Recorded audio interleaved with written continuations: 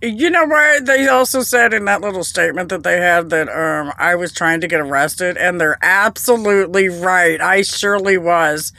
That was one of the reasons I told the judge that, I'm not afraid to go to jail for what I believe in. And I wasn't trying to be, I was trying to do it so that I, wasn't like violent or anything and let them know, hey, I'm not violent.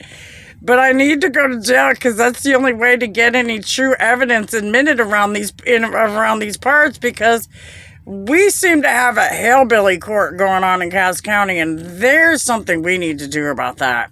When these guys are knowingly awarding people, foster kids that have been to prison for child abuse, I don't give a crap if the child abuse has been downgraded to accidental as part of a plea bargain.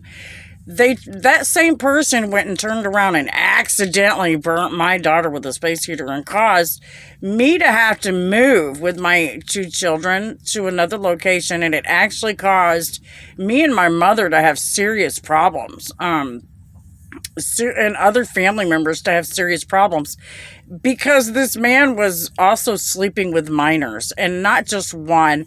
I can give them the names of three, potentially more minors that he was sleeping with at the time that him and one of the minors, who was charged for assaulting me in juvenile court, had also caused my head injury.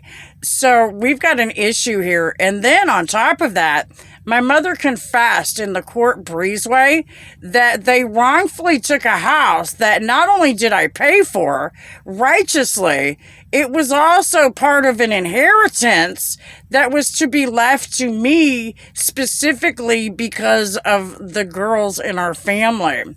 It was a women's suffrage deal with our family.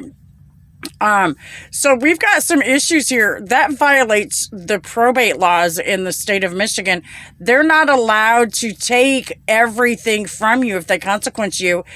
There were no drugs involved, and they tried to lie about that too. They also attempted to manipulate my daughter's statements. The psychiatrist later came back and said that actually occurred, and my daughter was only talking about her biological father. And so because of that, they never had any cause to take my daughter, specifically because I had marijuana card, in the use of marijuana, and my daughter was eligible to receive a card. However, I chose, as her parent, her legal guardian, to not have her issued a marijuana card because I didn't feel her condition justified such a medication.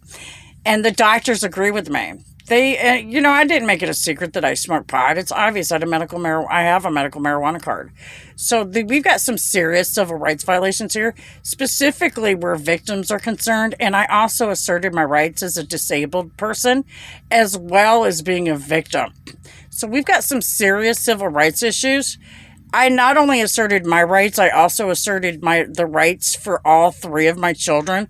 Technically, if you go by the law, Rich was not even legally supposed to have adopted Dory.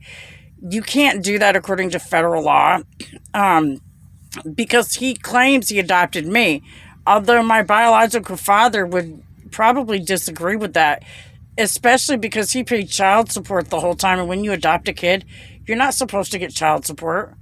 So we've got some legal issues here that Cass County themselves, they've been getting away with some of this stuff for a really long time. And it's time to clean up the system and the books.